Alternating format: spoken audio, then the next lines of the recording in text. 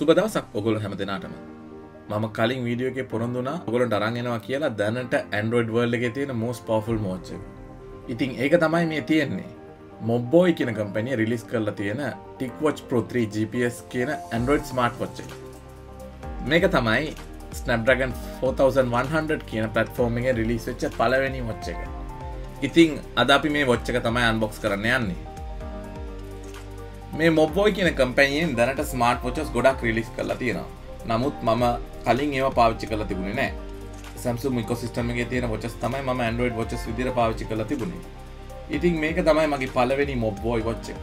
ඒකට හේතුව උනේ TicWatch series එකේ වොචස් Android world එකේ mainline එකේ තිබුණ වොචස් නෙමෙයි. දැන් තමයි ඒගොල්ලෝ Snapdragon 4100 platform එකයි ඒගොල්ලොන්ගේම layer display technology එකයි use කරලා Android world එකේ powerfulම හොඳම watch එක ගෙනත් තියෙනවා. මේ box එකත් එක්ක අපිට දීලා තියෙනවා quick guide එකක්. මම personally හිතන විදිහට ඔයගොල්ලෝ Android watches ගන්නකොට Google එකකින් introduce කරලා තියෙන Wear OS කියන platform එක use කරන watch එකක් ගන්න පුළුවන් නම් ගොඩාක් features අපිට enable වෙනවා. ඒ මොකද developers ලා විදිහට අපිට මේ Wear OS platform එකට apps ඉක්මනින්ම port කරන්න පුළුවන් Samsung ළඟ Tizen OS එකට වඩා. ඒ වගේම ඔයගොල්ලන්ට මෙතන පේනවා වගේ to-do list app එක, Google Maps, Google Fit, එතකොට Strava app එක, අපි හැමෝම සින්දු අහන Spotify app එක, Adidas Play Music, Google Keep, Google Pay මේ වගේ බොහෝමයක් අපි දාන application ඉතාමත් පහසුවෙන් පාවිච්චි කරන්න පුළුවන් platform එකක් තමයි මේ Wear OS platform එක. මීට කලින් රිලීස් කරපු TicWatch Pro edition එකේ මේගොල්ලෝ use කරේ Snapdragon 2100 කියන platform එක. ඉතින් ඒකට වඩා ගොඩාක් improve කරලා තියෙනවා මේ Snapdragon 4100 platform එක. මේ platform එකේ processor improvement එක කලින් තිබුණ Snapdragon 3100 platform එකට වඩා 85%කින් වැඩි වෙලා කියලා තමයි මේගොල්ලෝ කියන්නේ. ඇත්තටම ගොඩ කාලයකට මං හිතන්නේ අවුරුද්දකට දෙකකට ආසන්න කාලයකට Snapdragon platform එකේ smart watches release කරපු processors වලට upgrade එකක් ආවේ නැහැ. ඉතින් ඒක නිසා තමයි මේ 4100 platform එක significant upgrade එකක් කියලා අපිට හඳුන්වන්න පුළුවන්. අපි දැන් බලමු මේ watch එක කොහොමද කියලා. බොහොම ලස්සන interface එකක් තියෙනවා. metallic stainless steel finishing එකක් එක්ක. ඔයාලට පේන මේ buttons දෙකම programmable. මේ ස්ට්‍රැප් එක leather finishing එකත් වගේ තිබ්බට ඒගොල්ලෝ මේකට use කරලා තියෙන silicone strap එක. මේකේ තියෙන තවත් ලොකුම විශේෂත්වයක් තමයි මේගොල්ලෝ මේ use කරලා තියෙන dual display technology එක.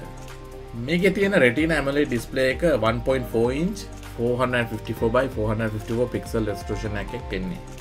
ඊට අමතරව FSTN display එකක් තියෙනවා power consumption එක අඩුවෙන් use කරන්න පුළුවන් screen එකක් විදියට. මේගොල්ලෝ මීට කලින් රිලීස් කරපු TicWatch Pro 2020 මොඩල් එකේ display width එක තිබුණේ 45mm. දැන් ඒක 47mm වෙනකන් ලොක් කරලා තියෙනවා. ඒ වගේම TicWatch කියන එක ගිය අවුරුද්දේ රිලීස් වෙලා තියෙන ටිකක් මහත watch එකක් විදියට. නමුත් මේ පාරේ ඒගොල්ලෝ බොහොම slim හොඳ profile එකක් එක්ක රිලීස් කරලා තියෙනවා. ඒ කියන්නේ 12.6mm තිබ්බ thickness එක 12.2 දක්වා අඩු කරලා තියෙනවා. මේකේ sensors ගත්තොත් PPG heart rate monitor එකක්, accelerometer එකක්, gyroscope එකක්, barometer එකක් සහ speedometer එකක් තියෙනවා. මේගොල්ලෝ 12 LED array එකක් use කරනවා speedometer එකේ heart rate monitor එකේ accuracy එක වැඩි කරගන්න. ඊට අමතරව 5 array GPS locator එකක් තියෙනවා. ඒ කියන්නේ satellite navigation system පහකින් signals අරගෙන අපේ location එක accurate කරනවා. මේකේ sleep tracking, stress tracking වගේම noise detection කියන features උත් තියෙනවා.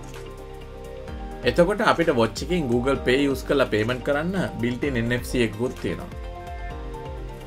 ඒ වගේම මේ watch එක water resistant IP68 rating එකක් තියෙනවා. swimming, running, walking, cycling, yoga වගේ බොහොමයක් exercise track කරන්න පුළුවන් profiles කීපයක්ම built-in watch එකේ තියෙනවා. මේකේ අනිත් significantම feature එක තමයි battery life එක. මේගොල්ලෝ කියනවා මේක දවස් 3ක battery life එකක් තියෙනවා කියලා. ඉතින් මේ battery life එක දවස් 3ක් දක්වා කරන්න මේගොල්ලෝ battery capacity එක වැඩි කරලා තියෙනවා milliampere 577ක් වෙනකම්. ඔයගොල්ලන්ට මතක නම් මම කලින් වීඩියෝ එකේදී කිව්වා Galaxy Watch 3 එකේ battery capacity එක milliampere 340ක් කියලා. ඔයගොල්ලන්ට පේනවා මේ watch එකේ capacity එක ඒකට දෙගුණයකට ලං වෙන්නම ඇවිල්ලා කියලා. ඉතින් ඇත්තටම ලොකු improvement එකක්. මම personally smart watch ගොඩාක් පාවිච්චි කරලා තියෙනවා. මට දැනෙච්ච ලොකුම අඩුපාඩුව තමයි battery life එක. දවසම use කරද්දී දවස්පතා watch එක charge කරන එක ඉතාම හිසරදයක්. මොකද sleep tracking වගේ features තියෙනකොට රැටත් watch එක use වෙනවා. ඉතින් එතකොට කොයි වෙලාවෙද අපි watch එක charge කරන්නේ? ඉතින් මේ වගේ battery life improvement වලට අමතරව quick charging වගේ features එනවා නම් මං හිතන්නේ අපිට මේ smart watch life එක ලේසි වෙයි කියලා. බැටරි ලයිෆ් එක ගැන කතා කරද්දී අනිත් වැදගත්ම දේ තමයි මම කලින් කියපු FSTN ඩිස්ප්ලේ එක. මේ TN ඩිස්ප්ලේ එක යූස් කරලා මේගොල්ලන්ට පුළුවන් වෙලා තියෙනවා essential mode කියලා අලුත් ෆීචර් එකක් අපිට ලබා දෙන්න. essential mode එකේදී යූස් වෙන්නේ මේ TN ඩිස්ප්ලේ එක backlight tag එක. මේ essential mode එකේදී දවස් 45ක් දක්වා මේ watch එක charge නොකර පාවිච්චි කරන්න පුළුවන්. basic features දීලා heart rate sensor එකත් වැඩ කරන ගමන් sleep track කරන ගමන් pedometer එකෙන් අපේ steps track කරන ගමන් මේ essential mode එකේ දවස් 45ක් තියාගන්න පුළුවන් කියන එක මං හිතන්නේ ඉතාමත්ම impressive. ඔගොල්ලෝ මාසෙක විතර ට්‍රිප් එකක් යනකොට හරි මොකක් හරි ප්‍රශ්නයක් වෙලා charger එක ගෙනියන්න අමතක වෙලා හරි charge කරගන්න බැරි තැනකට වෙලා ඉන්න වුණොත් හරි අපිට පුළුවන් මේ essential mode එක on කරලා basic watch facilities තියාගෙන battery life එකත් save කරගන්න. දැන් අපි බලමු box එකේ තව මොනවද තියෙන්නේ කියලා. අපිට දීලා තියෙනවා Mobboy VIP club එකට membership එකක්. ඊට අමතරව තව leaflets වගේක් තියෙනවා terms and conditions සහ product safety ගැන. ඉතින් මේ තියෙන charger එක USB charger එකක් තියෙන්නේ. ඒගොල්ලෝ use කරන්නේ magnetic attachment එකක්. ටක් ගාලා attach වෙනවා. ඔයාලට මේ පේන වගේ බොහොම powerful magnet එකක් තියෙන්නේ. ඒකට watch එකේ බර පවා දරාගෙන ඉන්න පුළුවන්. තව තැලකිය යුතු කරුණක් තමයි මේ charger එක use කරනකොට ඔයගොල්ලෝ 1 ampere 5 volt current එකක් තියෙන power brick එකක් use කරන්න ඕනේ කියන එක. ඉතින් මම අද ඉඳන් මේ watch එක තමයි මගේ daily watch එක විදිහට පාවිච්චි කරන්න ගන්නේ. මේක පාවිච්චි කරගෙන පස්සේ මට පුළුවන් මගේ experience එක කොහොමද කියලා ඉදිරි වීඩියෝ එකකින් ඔයගොල්ලන්ට අරන් එන්න. මීට අමතරව ඔයගොල්ලන්ට මොනවා හරි දැනගන්න අවශ්‍ය දෙයක් තියෙනවා නම් කමෙන්ට් කරන්න. මගේ වීඩියෝස් වලින් වැදගත් දෙයක් දැනගත්තා නම් ලයික් කරන්න, යාළුවොත් එක්ක ෂෙයා කරගන්න කියලා මම ඔයගොල්ලන් ඉල්ලනවා. ඉතින් අපි ඊළඟ වීඩියෝ එකේ නැවත හම්බෙමු. සුබ දවසක්.